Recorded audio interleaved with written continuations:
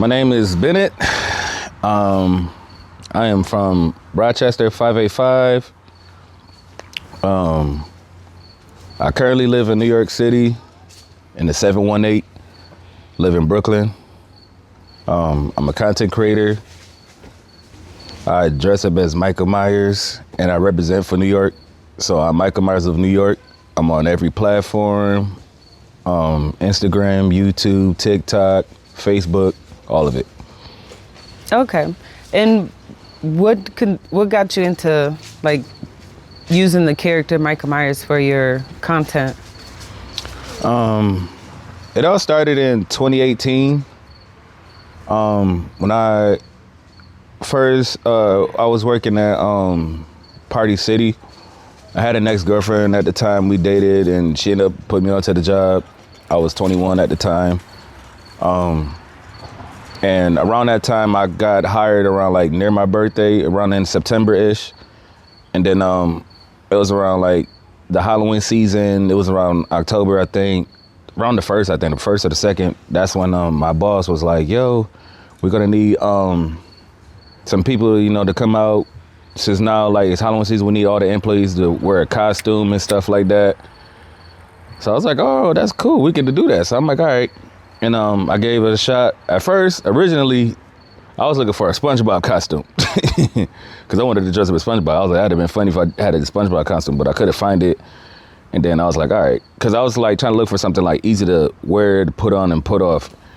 And then that's when I saw, I was looking around and I saw the jumpsuit of Michael Myers and I saw the mask, but the package in the inside of Party City, the package where they had the jumpsuit and the mask kind of looked ugly, kind of looked like a Dollar General version. So I was like, I ain't about to wear that one. And then I saw it was in the upper room. They had like a different, like all these different head masks that was like cost more money. So I ended up like put money on it. I ended up bought the mask because it was like a good mask. It was a 1978 Michael Myers mask from the first Halloween. And I ended up pick that, and then I ended up grab the jumpsuit. I was like, okay, this is easy to put on, slap on and slap off. So I put on the jumpsuit, and at that time I had a pair of boots on anyway. So I put on the jumpsuit and I had my boots on, and then I put on the jumpsuit and I put on the mask. And then they was like, yo, we need somebody to come outside and sign flip. We need a sign flipper to come outside to promote Party City. So I ended up volunteering. I was like, all right, I'll give it a shot. And then they gave me the thing, and then I went outside. I wasn't dancing to no music. So when I was sign flipping and dancing around, and at that time I wasn't drinking or nothing. Like, it was no alcohol, courage, nothing. I was just straight up just like, all right, let's risk it, man. Gotta make a bang out of it. So I started doing that, and then I just started dancing around with it, sign flipping, joking around with it. And then after that, I started getting like high ratings, high promotions, like, cause then, so I went outside and I started sign flipping and stuff. I was sober. I wasn't even drinking at all. I ain't had no music to dance to. So I was like, okay. I just started randomly dancing and stuff like that. And then it pulled a lot of audience because a lot of people passing by. Because where I was working, I was at Party City out in Greece. I was out there in Greece, New York. A lot of people started seeing me dancing and stuff, sign flipping. I was dancing around with the sign, flipping it around, and I was dancing, grooving with it. And people was like honking at me, and then a lot of people, like I said, I pulled the audience because a lot of people started coming up to the parking space, and then they all wanted to see me and stuff. And then after that, they went to go inside of Party City, started buying a lot of costumes and stuff. And then I never forget it. This one black lady, she came up to me too. She drove past me, went to the parking lot, and then she's like, "Can I record you dancing?" And I was like, "Sure, whatever." And then I started dancing randomly. I was milli rocking whatever and joking around. And then this lady, she was like, "Oh, I'm gonna get you viral." So I was like, I didn't really take that serious. I was like, okay, whatever. All right. So then after that, she left, and then it was like my time to clock out. So I ended up telling my friends, I was like, yo, well, no, it was before I clocked out. I was telling my friends, I was like, yo, cause they had hit me up and stuff. They called me on my phone, and I was like, yo, some lady just recorded me dancing as Michael Myers. So I was like, and she told me something, she gonna get me viral. So I was like, if you end up seeing Michael Myers dancing in Greece, that's me. And then time fly, I kept doing my thing, dancing and stuff like that. A lot of other people, like I said, usual, they was honking their horn and stuff like that.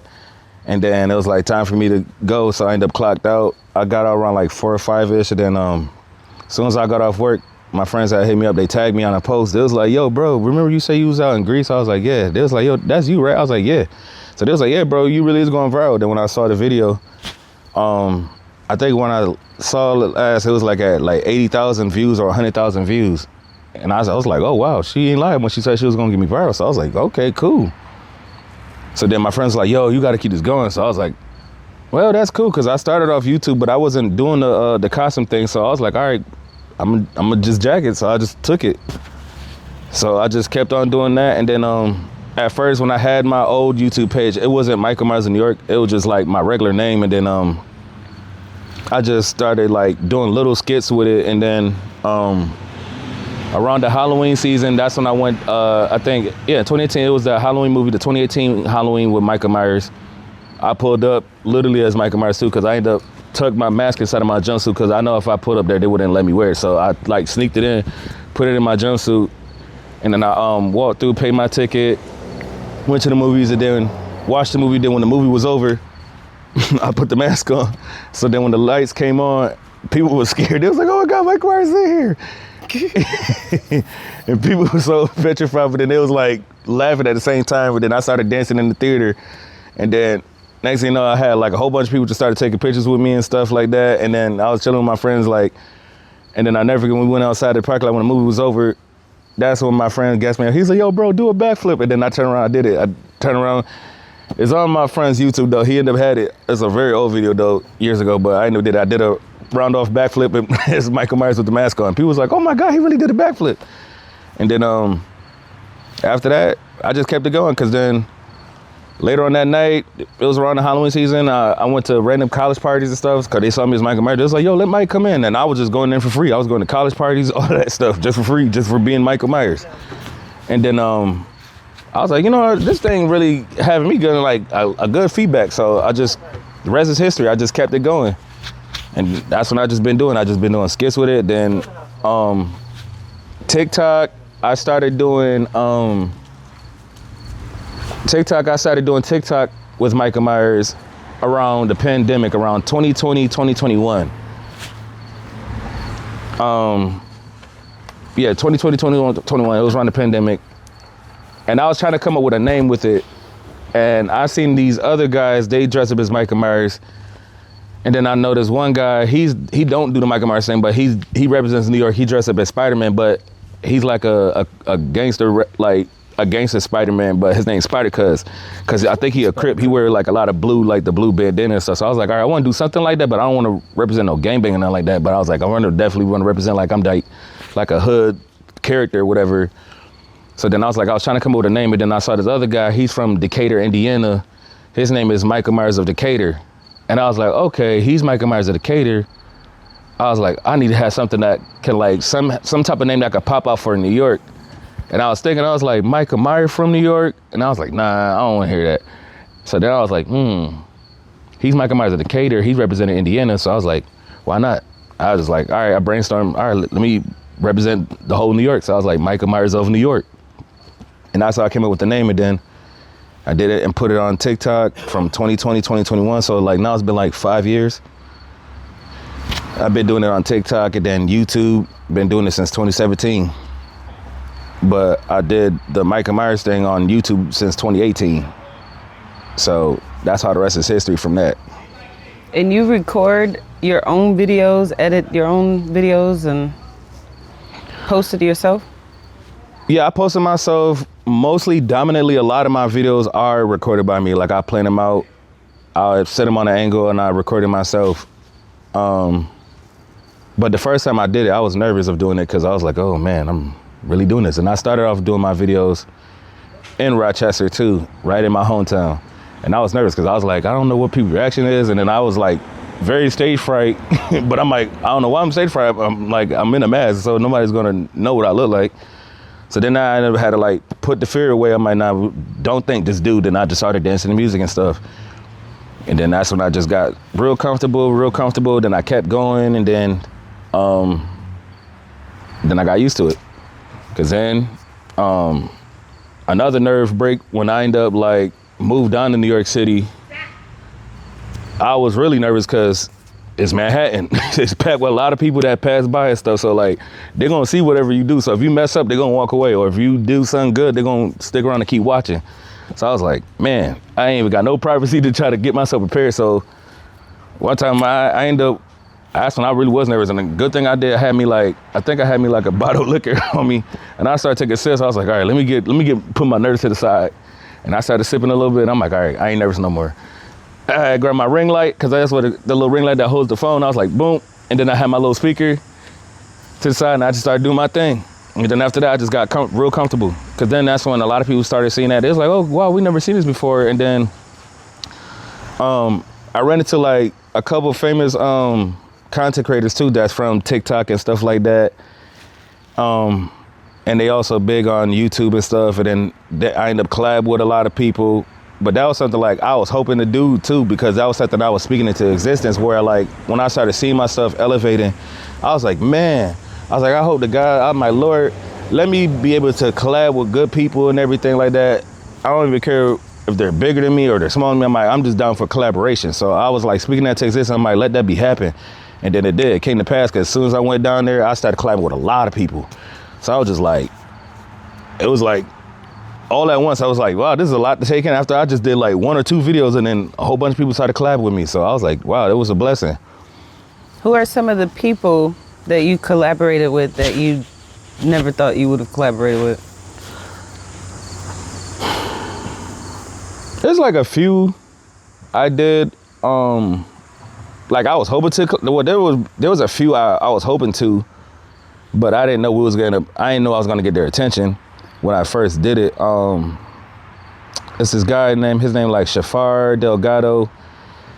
He's a break dancer and stuff like that, but I know he does like dances and stuff like that. And I was hoping to run into him, because I was like, the fact that he know how to backflip, he could dance and all that stuff. So I was like, all right, that'd be cool to collab with. So at the time when I first went down there, I didn't run into him until like I ran into his brother, because his brother's name is Nasim, and I know they all like big. They all got their big platforms. They got like a lot of followers. So the brother ran up to me. He was like, yo, you want to do a video with me? I was like, all right, cool. And I first did it with him. And then I think like a few days later, that's when I ended up seeing Shafar, and then we ended up working together and stuff like that. And then that's when I seen this other guy named Archer, Almighty Archer on YouTube and TikTok and stuff like that. And then all the rest of history, I just started running into a lot of people. There's one that I didn't know we was going to end up running into each other, but I wanted to collab too, because she supported me since I was upstate New York, since I was in Rochester and stuff. Her name is Towa Patina. She's from Harlem. She's similar to what I do, but she does many other costumes and stuff, but she does her dancing and stuff like that too, and she makes her money off it and everything like that. But like I said, she supported me since I did one of her dance challenges, and then ever since then, I didn't know we was going to run into each other, because when I first went down there, I ran into her. I was like, oh, wow. It was like, boom. It was set right there.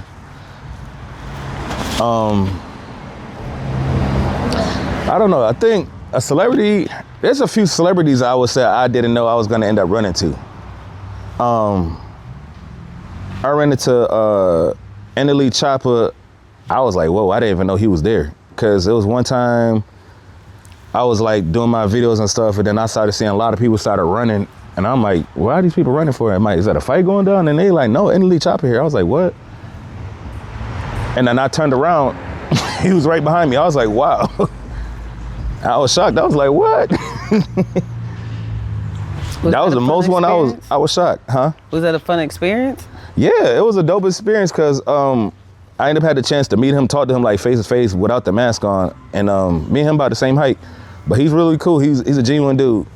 He's really humble too, because when people was like so hyped to see him, he was telling them like, yo, he's like, at the end of the day, I'm a human being. He's like, I get it, y'all excited, but I'm a human being. He's like, y'all gotta relax and stuff like that. And he was like real cool. And then I ended up chat with him and stuff like that. He gave me some nice words of advice and stuff like that. And cause I just asked him, I was like, what's your words of advice of what I do? He's like, it's cool that you're doing it. He's like, you know, this is something you want to keep pursuing, keep going. He's like, don't let it stop you. He's like, just keep grinding. And so I was like, all right, cool. So, but he was definitely when I was shocked. I didn't know he was gonna like, I was gonna get his attention, cause when I was dancing and stuff, he saw me, he was like, what? And then I took my mask off, and then that's when we was like chatting a little bit. So I was just like, wow, I did not know we was gonna end up running to each other. So, with you being Michael Myers and being able to pursue basically some of your dreams, maybe not everything, but with the idea or the representation that Michael Myers give, have you ever thought that like maybe I should give up Michael Myers, not pursue it anymore, do something else? There were times where I had like a lot of discouragement because I was going through a lot of stuff too, mentally, emotionally too, because I ended up was in and out of relationships and stuff, and then all of that stuff. And then in the beginning part, when I first started doing that, I was feeling like that, where like I was like, oh, I wasn't feeling like I was getting no support like that. And then I ended up having to like re-encourage myself a lot to not think that way. And I ended up like had a voice in my head, and I felt like it was the voice of the Lord. He was like, nah, don't give up. You started something. If you start something and you end it, it's gonna be in vain. He's like, you gotta do it. If you're gonna start something, you gotta finish it. So I'm just like, all right. And I'm like, Lord, you right, because I came this far. Why not? Why stop? And I just kept myself focused, and then it's a battle because I've been doing it back and forth, but I haven't been doing it recently or nothing like that. But lately, now throughout this season, I've been morally pushing forward towards like this journey that I'm having. I wouldn't even call it a dream because it's not a dream, but I would say more like this journey. But yeah, there was times I felt like giving up. There was times I was like, oh, I don't want to do this no more because it's not hitting no more. And I'm like, nah, I can't do that. And then there was a couple of times people hit me up. They was like, yo, you want to come hang out? We could come work. So I'm like, all right. And then there was times where I didn't feel like going. But then I'm glad it came out with a great reward, because there was times where I worked with people and I did videos with them and I was tired. I was like, man, I'm ready to go home. And then I did this one video I did, it exploded, it went viral. So I was like, man, good thing I didn't give up. So then after that, I was just like, all right. And there was times in my beginning stage too, when I started doing my videos, I was so deeply invested to my views. I was like, oh, let me see if I went viral yet. And now it's like, from that time before and now, from back then, it's like, it's too different now. Cause like, I don't even care about the views. I don't care about nothing. I'm just doing my thing. I'm like, cause I've been going viral for so many times, and then there was times that I haven't went viral. So I'm like, I don't even care if it does or do, if it do or don't. So I'm like, I'm gonna just keep this going. But yeah, there's been times I've been having my up and down road. So this journey that I've been doing is definitely a roller coaster. I would definitely say that. But definitely, this road is definitely a roller coaster. I would like to ask, because some that I hear very common about people who start anything. It don't matter if it's content creation, if it's getting the idea to go to school, take on a new trade, learn something hands-on like mechanic work. When they start at home, a lot of people I hear, when they try to start something fresh, something new at home, they feel like a lot of people, like their hometown don't support them. Is that something that you felt when you started out, that you didn't have a lot of support in your hometown? Absolutely, with some degree. Yeah, because when I first started my journey, before I even like pinpointed out, this was something like I said years ago with my friends and stuff. Like, I used to be a procrastinator a lot, but then there was a times where like I used to speak it a lot into existence, where I kept saying to myself, and I was saying this to my friends, I was like, yo, like, there was like a time where I was like, at that time, yeah, I was like 2021, chilling with my friends. I was like, bro, like, yo, we're gonna be something. We're gonna be somebody. We gotta, like, life is more than just we partying and we going to the club and all that stuff and getting drunk and smoking and getting high. I'm like, life is more than that, man. We got to do something like make a name out of ourselves. And I was like, I don't know about you, but I'm going to make a name out of myself, out of something. I'm going to do something. I'm going to pursue something. And my friends was like, yeah, you know, that's cool, bro. This and that third. And when I told them my idea, then that's when God exposed the supporters and the non-supporters. Because then when I started saying stuff like that around few people that I used to hang with, a lot of people looked at me like they had the quietest face. They ain't say a word. They just like, but then as soon as I said, oh yeah, let's go pop bottles, then they, oh yeah, let's go. But then when I'm like, hey, I want to go do this, I want to do something business-wise, they wasn't supportive. So, but I can't say that for the whole entire city, but I would definitely say like for your closest people or like your hometown, like people you grew up with, yeah, there is going to be those people where like they're not going to support you. But sometimes you just got to put that to the side because that's growth. And I take that as growth. God will separate the weeds from the plants. He will separate the goats from the sheep. He will separate who's really your friend or who's not for you.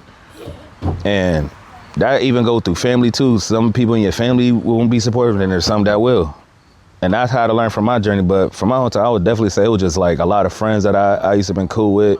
And then people that I just like grew up with that I wasn't considered friends, but they knew of me. So like when I told them that I got this going on, I didn't really have that much support. Well, that makes sense because a lot of people say that they feel like they have to go somewhere new, or at least they have to leave their hometown to try something to feel like they have a support system. So is New York City one of the only places that you've been, or is it more places that you have tried to maybe not live, but just even temporarily reside, like checked out, just to like do content? visit? Yeah, there's other places I visited. Before I went down to New York City, I went to Buffalo and I went to Syracuse. I went to Geneva and I went to Niagara Falls. But ironically, Buffalo and Syracuse was one of my two favorite cities in upstate New York. They loved it too. They saw me doing the thing, and it was like late at night. And I remember they was partying with me. You know, I went to I remember in Buffalo when I went to Tops and I dressed up as Michael Myers, and I had a homeboy of mine. He recorded me walking into Tops, and then people started like loved it. It was like, oh my God, can I get a picture? And then I just had so much. It was like a whole bunch of love. And then the same thing when I went to Syracuse. I went to around October, I know they got this little haunted house thing they have like around Halloween where they had the people scaring people, the little scare house thing. And I'll never forget it. This one security guard, he got mad because I dressed up as Michael Myers. I was trying to go there inside there as Michael Myers, and they was like, no, you can't do that. You got to take the mask off. So I'm like, oh. And then the whole people in Syracuse, they was like, yo, why y'all ain't gonna let Mike go in there? Aww. But it was cool though, because I ended up taking the mask off, but I was cool. But then afterwards, I put it right back on right in that parking lot. And I was getting lit with them, and the whole Syracuse, they was loving it. So, but I definitely learned from the Bible where it says, you'll be loved in foreign countries than you'll be loved in your own home your own city where you've been raised in.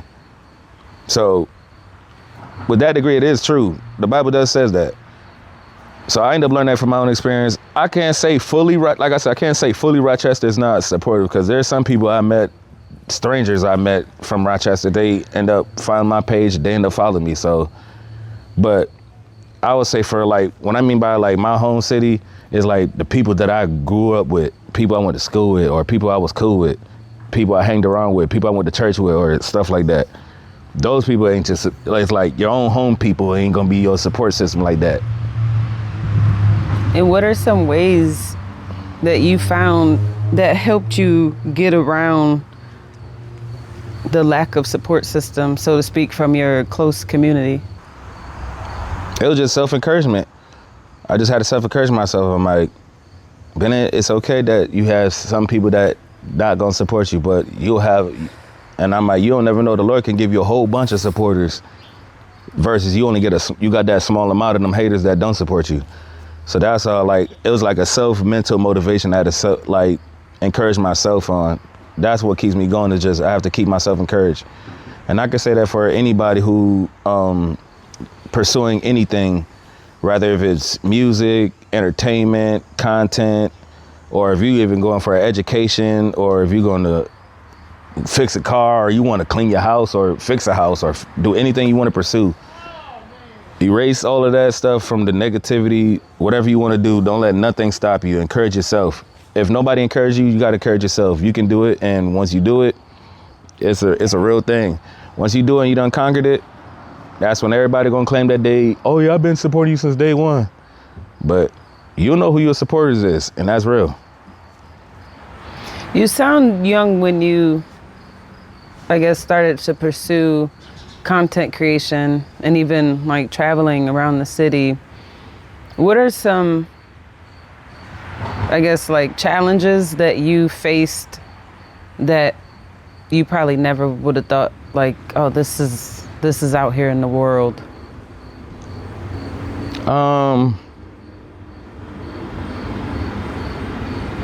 I would just say morely like the negative backlash, like their reactions, because I dealt with like certain towns I went to. I dealt with a lot of Karens. I dealt with a lot of those. When I first started, like my first experience is one time I was in Geneva and stuff like that, and I was doing videos and stuff, and I ran into a lot of Karens where this one lady saw me dancing and stuff like that, and she played it off like she wasn't bothered or nothing like that. She just stood there, was watching me, and then after that, I seen her walk away because I seen her from the corner of my eye while I was doing the video, and I saw her pick up her phone, put it on her ear, and then the next thing you know, the police came up to me. I'm like, what? And then she was over there sitting there yelling and screaming, talking, you're making people scared, you're making people uncomfortable. I'm just like, wow. You just saw me dancing, and that's just wow. I'm like, okay. And then God flipped it because the police was like, I showed them what I have going on. They was like, wow, that's cool. They wasn't bothered. So they was like, all right, if you're doing your thing, you ain't, bother nobody, do your thing. But I dealt with that like probably like 5 or 10 times, 20 times. I dealt with a lot of Karens dealing with that stuff. So I feel like that's probably like the only craziest experience I ever had, that, and then probably 1 or 2 dudes probably like walked around me when I was like wearing a mask and whatever. Then I heard some dude on the side talking under his breath. He was threatening. He's like, oh, I'll shoot him. You ain't about to come up on me being that. And then I ended up caught the dude. I was like, what? And then the dude's like, oh, I ain't saying nothing. And I'm like, but that's like the only crazy thing I ever dealt with. Well, you live in New York City, and a lot of people have this perception that New York City, especially the boroughs like the Bronx, Harlem, Brooklyn, amongst a couple of others, but most people have like this negative like perspective when it comes to the city. When you lived in the city, like obviously, like crime happens everywhere and it happens occasionally, but do you think that in New York City, crime is to the extent that people say on media and stuff? Yeah, the internet perception versus the reality is too different, because my experience from living in New York City, being in Brooklyn, and then I done explored the Bronx and explored Harlem. It's not as like how people perceive it on the media, because they will say, oh, somebody always getting killed over there down there, and then it'll be old video clips of like something that happened years ago. Because I even seen it one time. I saw this one video that they repeated many times, and I saw it, they resurfaced the video, and then they like, oh, see, New York City crazy. I'm like, dude, that's a video I done seen from like 2 years ago. Can't believe the media. Media just, I don't know, people have their perception, but like I said, from my experience, I really don't really see any crimes, really don't commit like that. There would be like maybe 1 or 2 killings, but normally it don't really even be like that. Normally when I've been around, especially when I went to Harlem too, it's been peaceful, because when I go to Harlem, I went to Harlem when I met up with like a few music artists and stuff like that. Everything was peaceful. Same thing when I go to Brooklyn, it's peaceful, it's not really problematic. The Bronx is funny, but they're like, when I mean by funny, like they're humorous, but I don't see nothing really crazy going on. It's just people have their times and stuff, but it'll be like once a blue moon, you might see someone get to a fight once, but they don't really be nothing too crazy in the boroughs. So like when you hear like if there'll be like a crazy killing, it'll be a person that's not from the city will probably do something stupid, or like a foreigner. Like I remember this one guy, he used to dress up as Michael Myers. He used to dress up as Michael Jackson. And he was like a street performer. He performed and stuff like that. He ended up got killed by some white guy. I think a guy, like, he choked him to death or something like that and killed him just for no reason. But the guy was a foreigner. He wasn't from New York. He wasn't from New York at all. He was just a foreigner. I didn't know that. And then this other one where this lady got burned alive in Coney Island on a train. She got killed by a guy that also wasn't an American, and he wasn't from New York either. It was just a whole foreigner guy that did that was drunk and loaded, and he turned around and set a woman on fire. And then another common like thought when it comes to New York City is this just increased homelessness because it's so expensive there. Would you say that New York City is expensive, and because it's so expensive there, that potentially it has contributed to homelessness there? With a degree, I would say yes, because it is very expensive. The average studio apartment, I think they charging people like $1,200 or $1,400 for a studio. And someone with like a low income can't be able to afford that. So yeah, that's how, and I don't even understand why they doing that with the homeless system too, because they highly increase the rent. Like, I think they do it like every 6 months, they inflate the rent a lot more.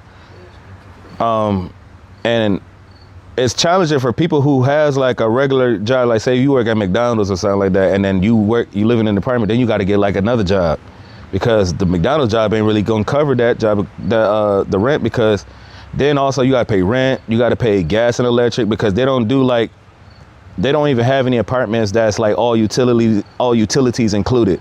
Everything is separate. So you gotta pay for gas and electric, rent, and then the gas and electric down in New York City is like, it's a little pricey, but it's still like affordable, but the rent is the biggest, highest one. They'll charge you like, especially if you get like a 2 or 3 bedroom, they'll charge you like $2,300, $2,400, $2,500 or $3,000 or more. And people, they don't even try to put you on with like, what's the thing called? The housing program, where like you don't have to, like you could get like a trimmed down discount to pay your rent or to decrease rent. So that's why it is dominantly flooded with a lot of homeless people down in New York City. Because everywhere I go, even each borough, even from Manhattan too, Manhattan is the biggest expensive borough. And then Brooklyn is the second expensive, and then Harlem too. And then the Bronx. But the Bronx is like a little cheaper. It's the cheapest one, because nobody would think about going to the Bronx, but everybody want to go to Brooklyn or Manhattan. Yeah, a lot of people say that just for small residents, like one bedroom, 2 bedroom, even the studio's pretty expensive. Yep. And I can imagine that it's, because even here, like the price of stuff is going up, but we have people standing on the streets asking for money, and the rent here is nowhere near there. So obviously it's a problem everywhere, and it's the fact that people's jobs just doesn't, I guess, accommodate their lifestyles. Yeah. And I could say there's a huge difference between the homeless people up here versus down in New York City, because the homeless people here, at least the police won't bother the homeless people, but in New York City, they treat the homeless people like complete garbage. They don't ever allow a homeless person to sit down too long or lay down at a public place. Like say if we was to go to a train station, they don't ever let a homeless person sleep on a bench. They be like, oh, you gotta get up, you gotta go somewhere. I'm like, where else they gonna go if they don't have a home? Right. Same thing where when I go to the bus station, they go catch a Greyhound. I see a lot of homeless people that sleeps right there at the little bench. As soon as a police come up, they'll come up to a homeless person, they'll tap on them and tell them to get up out of here. I'm like, where are you expecting them to go? They don't have a home. I'm like, unless you're gonna open the door, where to go, so they're gonna go and sleep at. And it's crazy because I imagine that a lot of people probably to some extent have mixed feelings when it comes to the police, because like you said, when that Karen called the police on you, the police were kind enough to like at least see what the situation is about before they act. They saw that, well, this is your content, so they was like, we're not gonna bother this dude. Like, this is content, so he's cool, whatever, going about your business. But then at the same time, you see in other instances where regular citizens, because they don't have a traditional house to live in, they're being harassed by the police. And so, like I said, people have mixed feelings when it comes to the police, because in some instances there's those positive experiences, but then a lot of instances you look around, there's all these negative experiences. Would you say that living, not just in New York City, but just living life period, that would be true for you, to where you may have mixed feelings or mixed feelings towards the police? Yeah, I was saying, I'm not trying to like do a comparison, but because I've been around cops in every state, but I would say I had more beef with the police, the NYPD down in New York City, because I mean, I only ran to like maybe like 1 or 3 cool police officers, but the rest of them, like when I tell them I have content and stuff, they don't care. They be like, oh, you need to go over here, this and that, third. And I had a lot of harassment from the cops saying, oh, it's illegal to wear my mask. And I'm like, how? There's other people who wear costumes out in Manhattan. Why is that a problem with me? And I deal with racial injustice. So that's what I feel like that's for me. But as for upstate police, some are the ones I went to Jersey, they're okay to a degree, but I definitely walk on eggshells, because I definitely do have mixed feelings with them. Like, I know there's some good cops, but as a community, the police division, they are horrible. Do you think that when you take off the mask and they see that you are lighter skinned, but you still have black features, do you think that plays a role in how they treat you?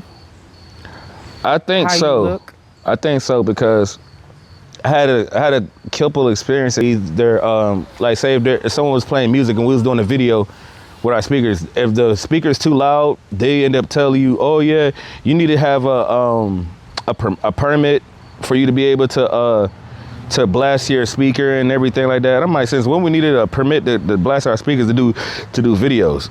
And then they did that to these guys that street performers, they break dance and stuff. They told them the same thing. They end up had to get their permit to be able to carry their speakers and play their music loud. And I'm like, I never heard no law like this. Like, what law is y'all going under for say that we need a permit to blast our music? So yeah, there's definitely a lot of harassment from the police. And then I seen an occurrence that I seen a group of cops came up to a black dude because they saw a black dude was out here, was like, he has his permit too. He was selling weed and stuff, and they was checking to see if he had his permit. He showed his permit and everything, and they turned around and still arrested him. All because he was black. Then they take his stuff, and the crazy part about it, once they take your stuff, it's pretty much over, because even if you had the right, like the right to have it and stuff, trying to get your stuff back is hard as heck. Yeah. You practically got to go through the court systems to get it back, and it takes a while. That could take decades. You could probably die before you get it back. So that's the crazy part, that they be taking people's stuff. Cause I see here, I don't know what it's like in New York City, but here in Rochester, most of the harassment is like people standing on the corners. One of them things where you can't have more than one black person standing on the corner and the police gonna pop up. Yep. They can't be standing, not even on a corner. They just can't be anywhere, on a park. You can't do anything being black. They just pop up. Then it seemed like as soon as they get where like everything cool and there is a nice little crowd, a random shooting pops up. Then a random shooting pops up. And I don't think it's any coincidence, because the timing just doesn't add up, that you have all these people that's hanging out, and then when you talk to those people, everybody seems to be just enjoying themselves, having a good time, and then out of nowhere, shots fired. Have you ever experienced something like that where that it seemed like everybody was having a good time and then out of nowhere just shots fired? Yeah. It was around 2020, the pandemic. I was at a, hold on.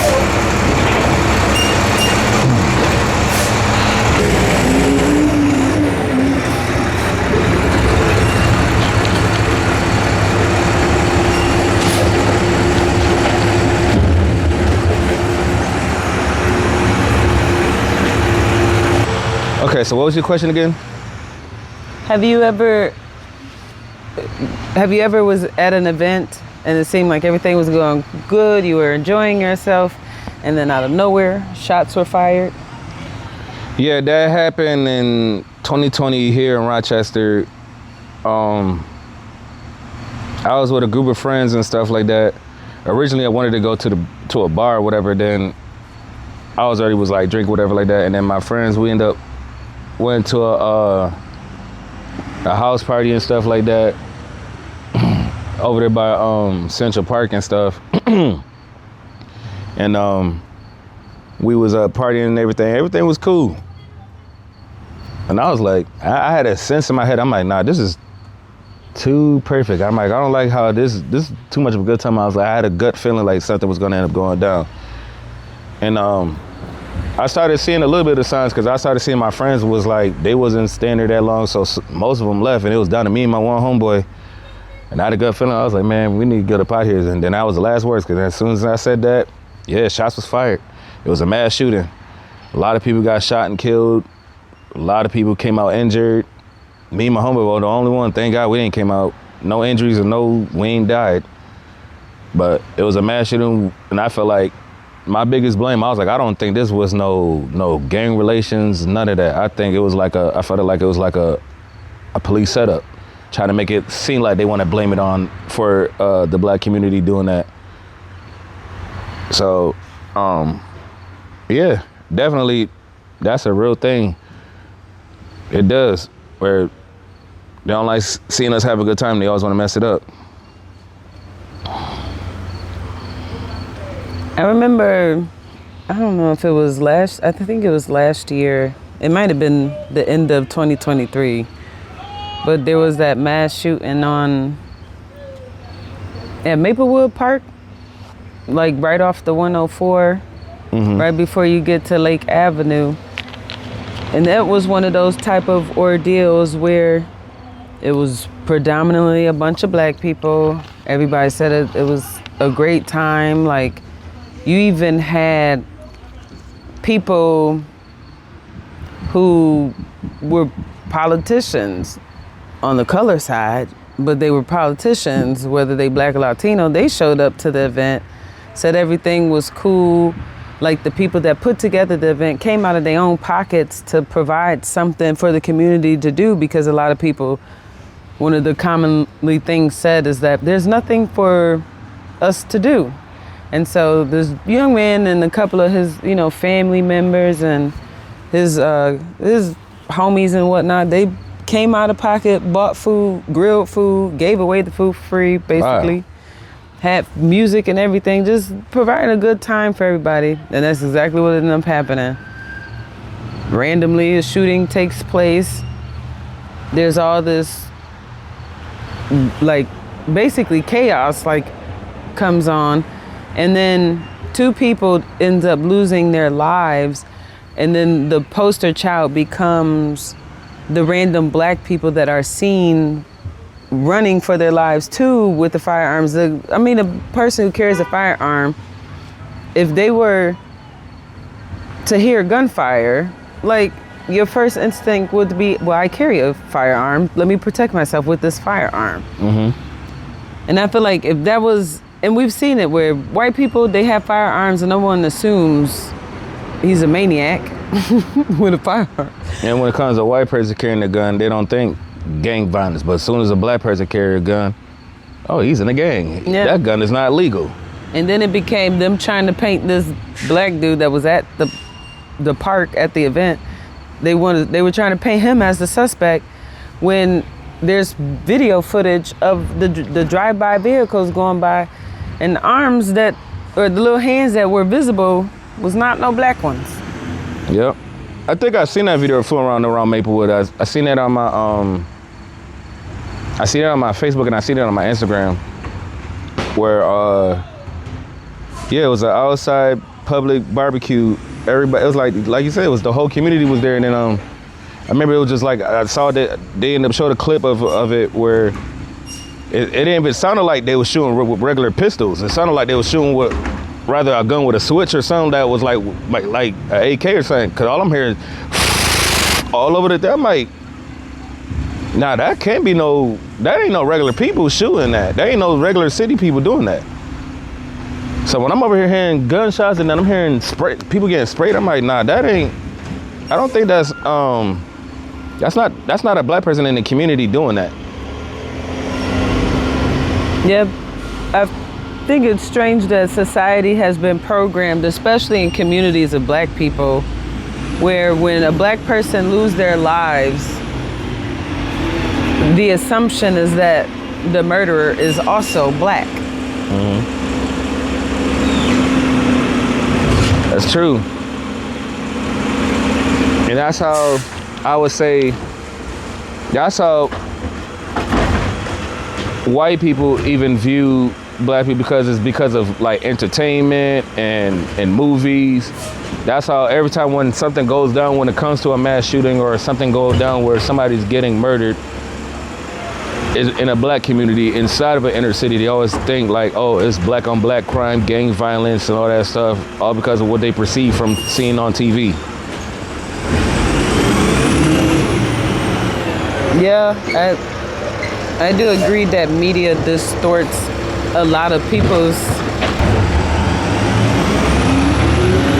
but I do agree, I do think that media distorts people's views when it comes to different groups of people, especially black people, because like I said, as soon as you hear that there's a shooting in an area that is presumed black or the victim was black, the automatic assumption is that the person who did the shooting is black.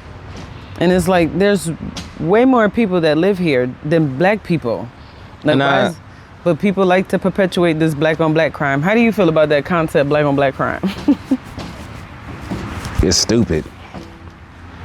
Because the biggest murders I even learned from my studies on, even for upstate New York, I learned the biggest homicides and the murders is not even by the black community. Predominantly, the murder rates actually been by white people.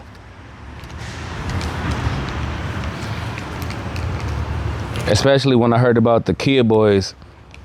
The Kid Boys started around, I think between this city or somewhere in the suburbs, like I think Binghamton or somewhere around one of them cities in upstate they started. And the actual boys who started the group were a bunch of white kids. And then they had a few black kids, but it's not really barely black kids. It's dominantly like white or kids that's like non-black. They ended up started that little group and started stealing cars and juking cars and all of that stuff. But when people think of the Kid Boys, they'll think it's just a group of black kids. Because I remember there was times when I heard it on the news where they said Kid Boys and them turned around and took somebody's vehicle and stuff. And then now people automatically assumed that they were black. And then I remember when one time it was one kid that got caught and the kid wasn't even black at all. He was white.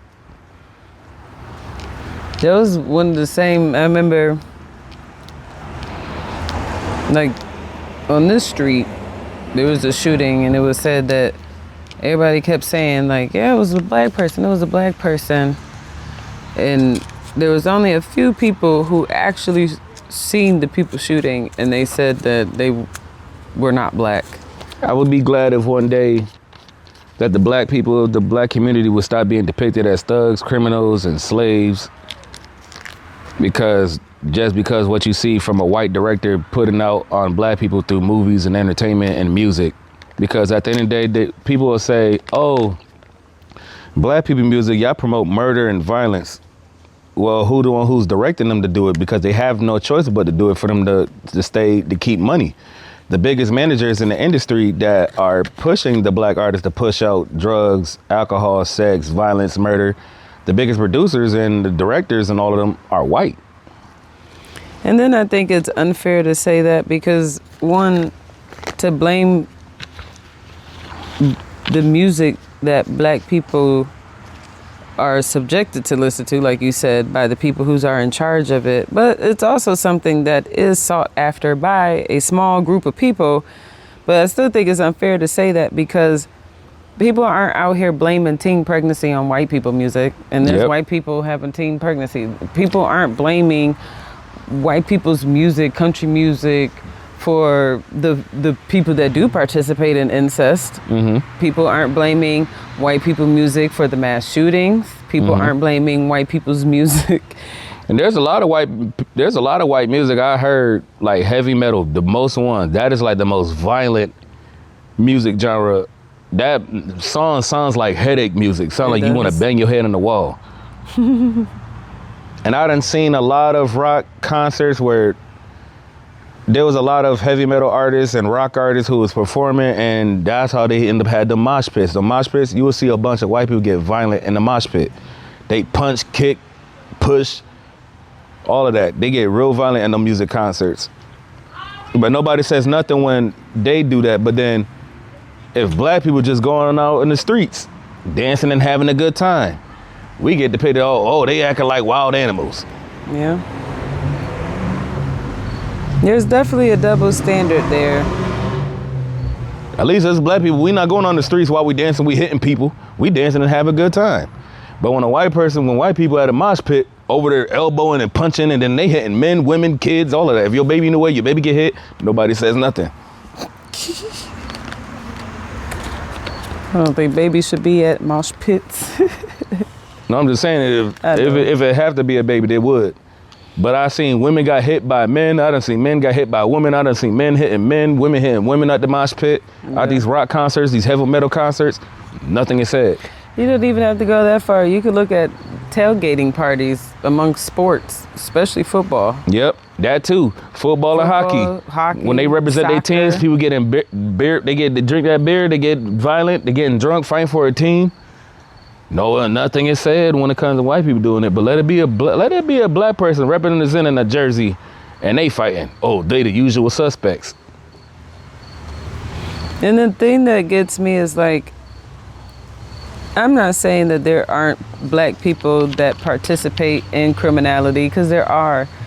The thing is that that I call out is that I like to bring attention to is the disparities, because at least within my studies of learning like criminal justice, I found that there's only a small percentage, roughly, which I think it's a lot more than what people think, but there's a percentage of every group of people that participate in crime.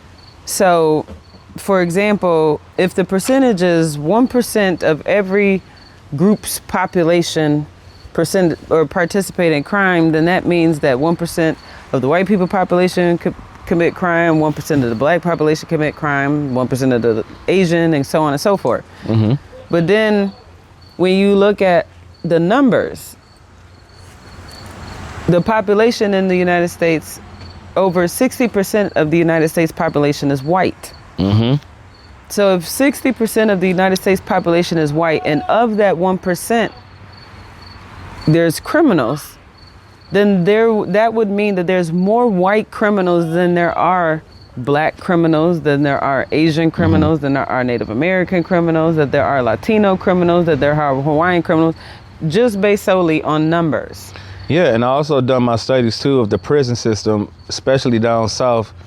But even majority of all the prisons I looked up on, the percentages of the population of inmates that is cons inside of the prison system, the highest system is morally white people than it is black people that's in the prison system. But only the media only want to focus on black people being in prison to make it seem like we're highly, but it's dominantly, if I'm not mistaken, I think they said it's like 60 or 70% of white people that is imprisoned. And then there's only like 50 to 40% of African Americans that is in the prison system. So the white people is more highly percentage than the blacks. And that would make sense based on population, because there's more white people than there are any other race of people. So it would make sense that there's more white people in any prison than there are any race. But the issue becomes where, like, there's prisons. I can't think of the prison that our cousin is in. I forget what the corrections is called. Sewanee? I want to say it's called Sewanee, and it's around Tampa, Florida area. When you look at, like, the population, yes, there's a lot of white people there, but it's a lot of black people. For example, drugs. When you look at drug arrest records, there's a lot of white people on drugs. If we're gonna be technical, we could do stay free. When you look at the people that's sitting in jail and prison for drugs, it's a lot of black people.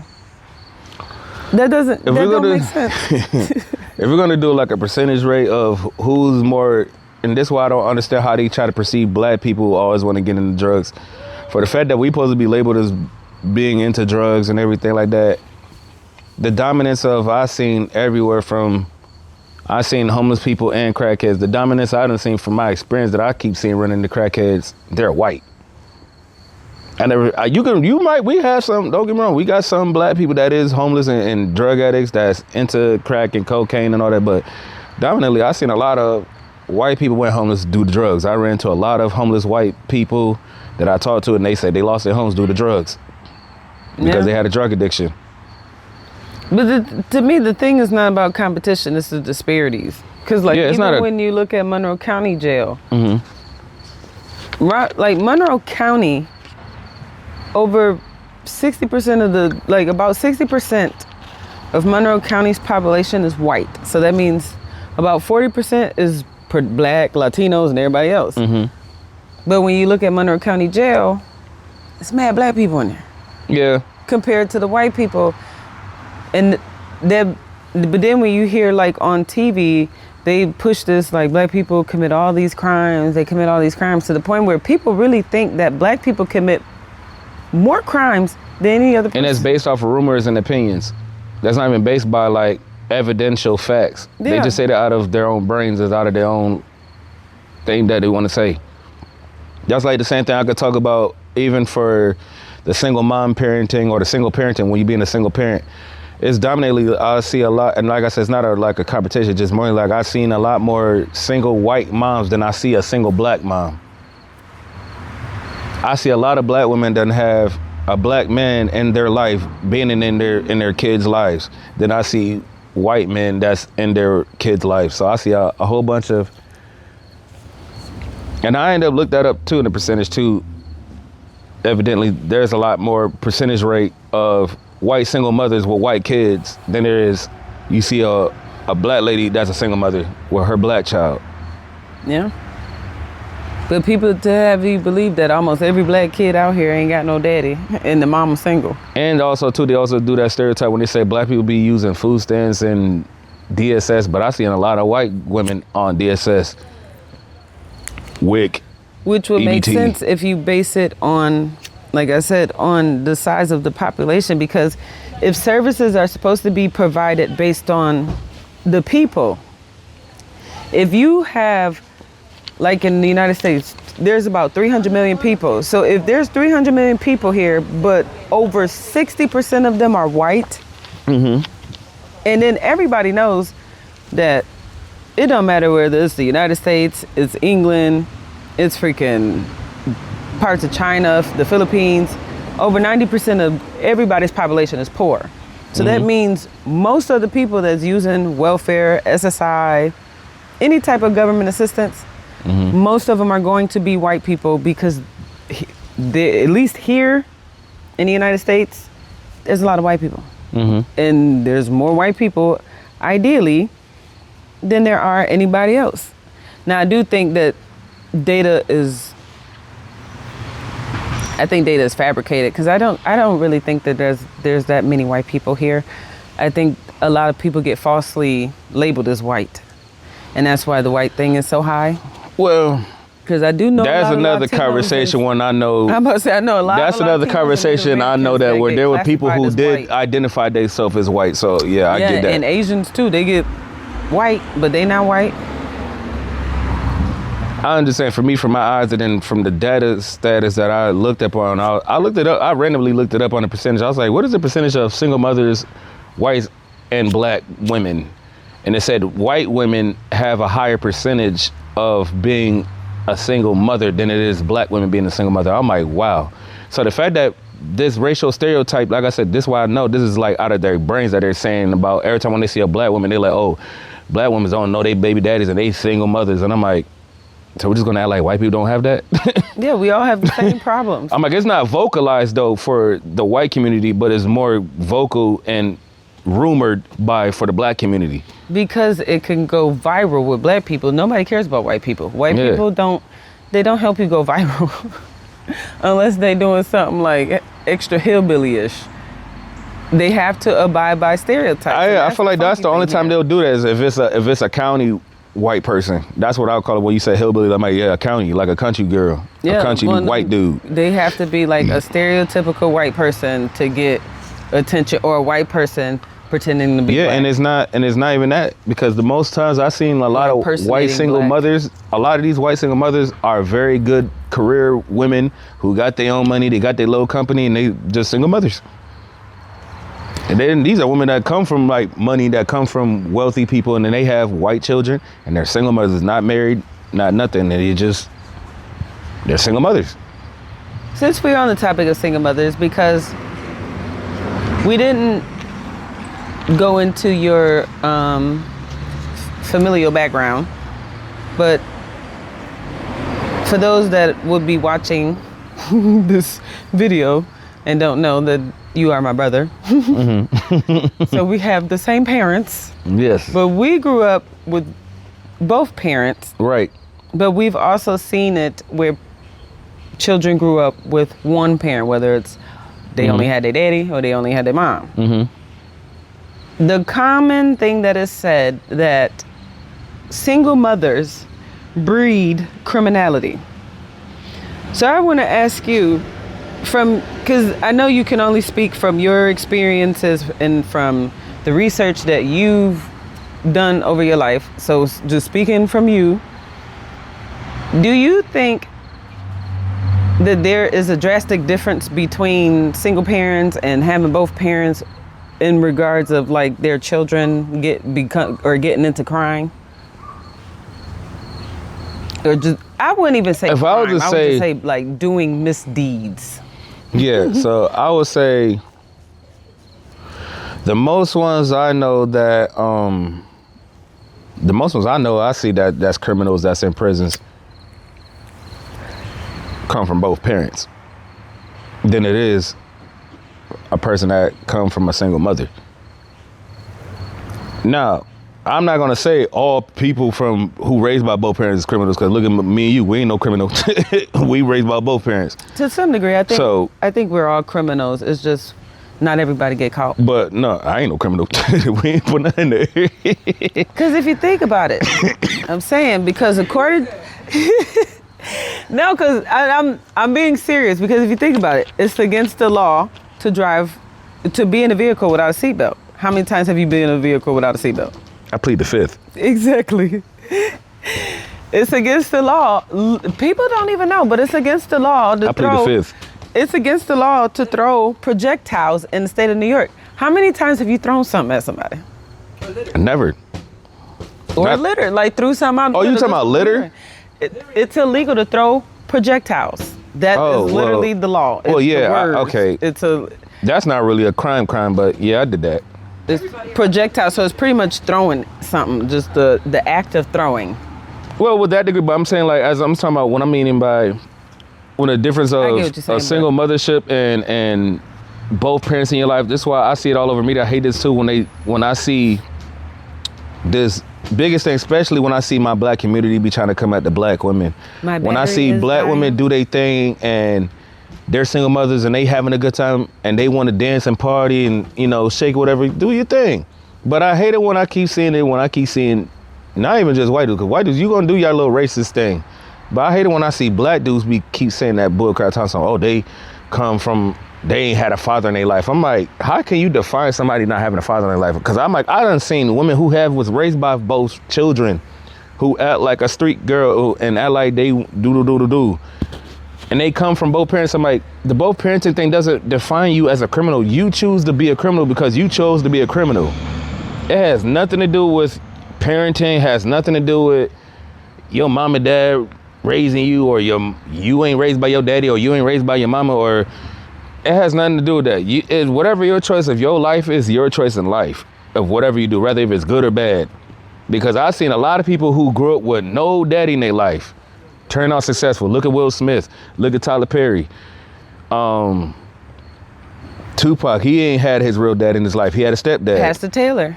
Yeah, Pastor Taylor. He grew up with his mother. And he's somebody that we actually know firsthand, we actually interacted with. Yeah, and that person we know personally. And other people, I've seen a lot of people who grew up with no parents, and then I've seen people who grew up with no parents in their life. Dad and his brothers and sisters are pretty successful. They never faced prison time, never faced no jail time, turned around, became decent, or came out of success. Yeah. So that has nothing to do with, fatherless behavior, motherless behavior. It has nothing to do with that. Yeah, because they didn't turn down criminal lifestyles, and they raised up. And like I said, I've seen some people who was raised by both parents turn around and became a criminal, got 3 indictments, all of that stuff, got misdemeanors, all of that stuff. Got a RICO charge, and they come from both parents. So I'm like, what is we talking about? Parent need to be in your life. I'm like, bro, it's just your choice is your choice. Yeah. So to end this here, but because we're gonna do more videos later. Mm-hmm. But so I always ask everybody at the end, what are 3 things that you, and obviously positive, but what are 3 things that you would tell, whether it's, because you can't talk to the old you, but what is something that you would tell, 3 things that you would tell somebody as a way of encouragement or just advice, to help them to continue down their journeys? Don't give up. Don't give up. 2 more. Pray. Don't give up. Pray.